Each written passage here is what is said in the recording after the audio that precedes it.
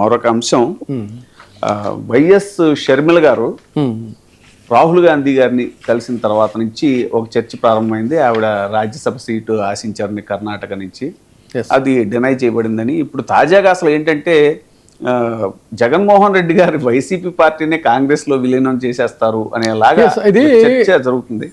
కొన్ని రోజులుగా తెలుగు మీడియాలో, ఇటు సోషల్ మీడియాలో, ప్రధానమైన మాధ్యమాల్లో కూడా ఒక ఎక్కువగా ట్రెండింగ్లో ఉన్నది ఏంటి అన్నట్లయితే, ఇది ఖచ్చితంగా అంటే కొన్ని న్యూసెస్ ఎలా వీళ్ళు చేస్తారంటే, ఫ్లోట్ చేస్తారంటే, ఏదో ఒక ట్రెండింగ్ క్రియేట్ చేయాలి.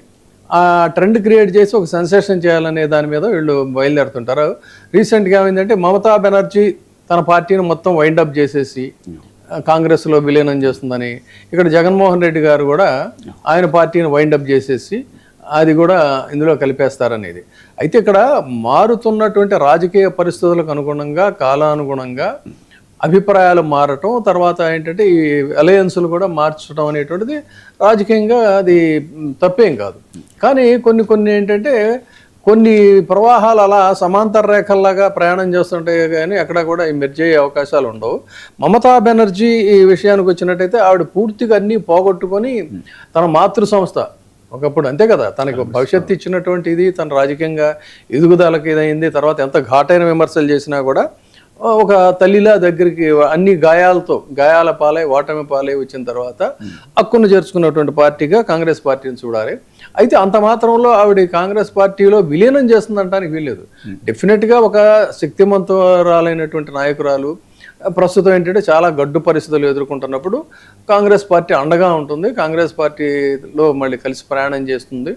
తర్వాత తన దీన్ని మళ్ళీ భవిష్యత్తు అక్కడ రాజకీయం ఎలా ఉంటుంది అనేది అయితే లేవకుండా తొక్కేయాలనేటువంటి ప్రయత్నాల్లో చాలా వరకు బీజేపీ అక్కడ కూడా సక్సీడ్ అయిన సందర్భాలు లేవు. ఇక్కడ జగన్మోహన్ రెడ్డిని కూడా జైల్లో పెట్టేసేసి తొక్కేయాలి, మళ్ళీ లేవకుండా చేయాలనుకుంటే వాళ్ళ యొక్క ఇది ఏదవ్వలేదు, సక్సీడ్ కాలేదు. అక్కడ మమతా బెనర్జీ, ఎందుకంటే దే ఆర్ స్ట్రాంగ్ లీడర్స్లో శక్తి సామర్థ్యాలు ఉన్నంత వరకు పరిస్థితులు అనేటువంటి ఇదైనా కూడా డెఫినెట్గా మళ్ళీ వాళ్ళు కోలుకుంటారు, పుంజుకుంటారు, వస్తారు. ప్రస్తుతం కాంగ్రెస్ పార్టీలో ఇప్పుడు నడుస్తుంది ఏంటంటే వీళ్ళిద్దరూ కూడా కాంగ్రెస్లో ఎమర్జ్ అయిపోతారని చెప్పని, ఎమర్జ్ అయ్యే ఛాన్స్ లేదు. కానీ మమతా బెనర్జీ ఆల్రెడీ కలిసి ప్రయాణం చేస్తున్నటువంటి పరిస్థితి. ఇక్కడ షర్మిల గారికి ఎంపీ సీట్ ఇస్తామని చెప్పని ఇవ్వలేదనే దాని మీద తెలుగుదేశం పార్టీ అనుకూల మీడియాలో విచిత్రమైన కథనాలన్నీ కూడా ప్రసారం అవుతున్నాయి. దాని మీద కూడా ఒక చిన్న క్లారిటీ ఇద్దాం. మనకి తులసిరెడ్డి గారు, ఆయన ఎక్స్పీరియన్స్డ్ మ్యాన్, మంచి స్పోక్స్ పర్సన్, అన్ని అంశాలను కూడా సాధికారికంగా మాట్లాడగలిగినటువంటి నాయకులైన, నాకు కూడా మంచి మిత్రులైన, నాకు అభిమానం, వారు మాట్లాడతారు. అయితే షర్మిల గారికి సంబంధించి ఇప్పుడు జరుగుతున్న ప్రచారాల మీద అయితే నాకు ఒక నిశ్చితమైనటువంటి అభిప్రాయం ఉంది. ఏంటంటే అక్కడ ఏదో వాళ్ళు ఎంపీ సీట్ ఇస్తామని చెప్పి అన్నారని, తర్వాత తీరా వెళ్ళిన తర్వాత ఇవ్వలేదని, ఆవిడ చాలా గుర్రుగా ఉందని. సో ఆవిడ పెట్టినటువంటి ట్వీట్ కూడా నా దగ్గర ఉంది. ఏంటంటే బ్రీఫ్గా చదివేస్తాను. రాజ్యసభ సీటు మాట ఇచ్చిన వాళ్లకు, మాట తీసుకున్న వాళ్లకు మాత్రమే సంబంధించిన విషయం. మధ్యలో మీ అసహనం ఏంటి? ఈ అతిస్పందన ఎందుకు? 12 ఏళ్ల వైఫల్యాలను ప్రజల ముందు పెడితే సమాధానం చెప్పే దమ్ము లేక అర్థం పర్థం లేని అంశాలను మాట్లాడే మీ సంస్కారం ఏ పాటితో అర్థమైంది.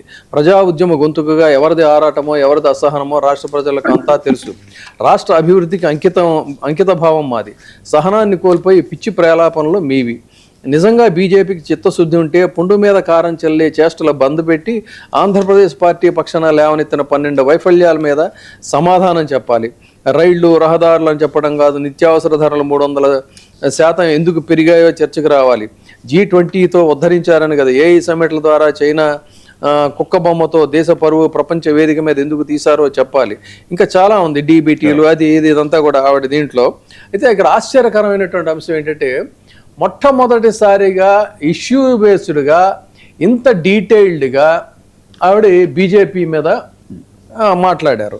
అయితే అసలు గతంలో ఆంధ్రప్రదేశ్ పిసిసి అధ్యక్షురాలిగా ఆమె అక్కడ పూర్తిగా చతికిలబడిపోయినటువంటి, ఒకప్పుడు తిరుగులేని అధికారం చలాయించినటువంటి కాంగ్రెస్ పార్టీకి జీవంగా నిలబడతారని, కొత్త జవసత్వాలు ఇస్తారని చెప్పి అనుకుంటే తను ఎంతసేపు ఏంటంటే వాళ్ళది ఫ్యామిలీ డిస్ప్యూట్ కింద మార్చేసింది కంప్లీట్.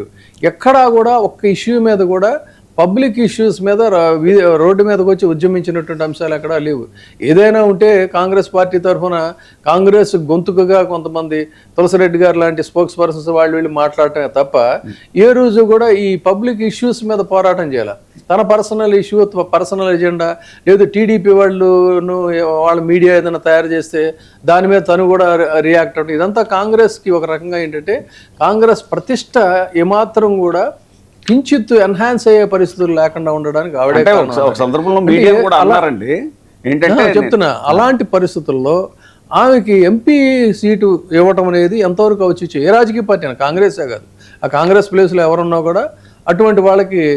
కానీ ఆ పార్టీ మీద అంకిత భావంతో నమ్మకం పెట్టుకొని ఏ రోజుకైనా మళ్ళీ మేము ఇదవుతామని ఫైట్ చేస్తున్నటువంటి వాళ్ళు ఇప్పుడు తులసిరెడ్డి గారు లాంటి వాళ్ళు అందులో చాలా మంది ఉన్నారు. రుద్రరాజు లాంటి వాళ్ళు కానీ, గిడుగు రుద్రరాజు లాంటి వాళ్ళు, ఇలాంటి వాళ్ళు కమిటెడ్గా ఉన్నారు. వాళ్ళు ఏదో ఫైట్ చేస్తున్నారు. కానీ ఏ రోజు పార్టీ ఇది మాట్లాడకుండా పదవి కావాలని కోరుకోవటంలో ఔచిత్యం లేదు. దీనికి టీడీపీ అనుకూల మీడియా రకరకాల రంగులు పూసి మాట్లాడుతున్నటువంటి పరిస్థితి. సో అందుకని ఇప్పుడు భవిష్యత్తులో ఈ పార్టీలు రెండు ఎమర్జ్ అవుతాయా లేదు అన్నట్లయితే ఏమవుతుంది, తర్వాత రాజకీయంగా నిర్ణయాలు మార్చుకోవడంలో తప్పు లేదన్నది ఏంటంటే ఇప్పుడు డిఎంకే మంచి బ్రదర్లీహుడ్ పార్టీ అని చెప్పినటువంటిది సకాలంలో ఏం చేశారంటే భవిష్యత్తు రాజకీయాలను దృష్టిలో పెట్టుకుని టీవీకితో వెళ్ళారు. అది కూడా రాజకీయ వ్యూహంలో భాగంగా తప్పేం కదా. మరి నానా రకాల తిట్టుకుని చంద్రబాబు నాయుడు గారును మోడీ గారు కలవలేదా, అంతకంటే ఇది ఇంకా తేడా కాదుగా. సో వీటన్నిటి మీద మరి తులసిరెడ్డి గారు ఏమంటారు అనేది ఆయన్నే అడిగి తెలుసుకుందాం. మనతో లైవ్ లో జాయిన్ అయ్యారు తులసిరెడ్డి గారు, మాజీ రాజ్యసభ సభ్యులు,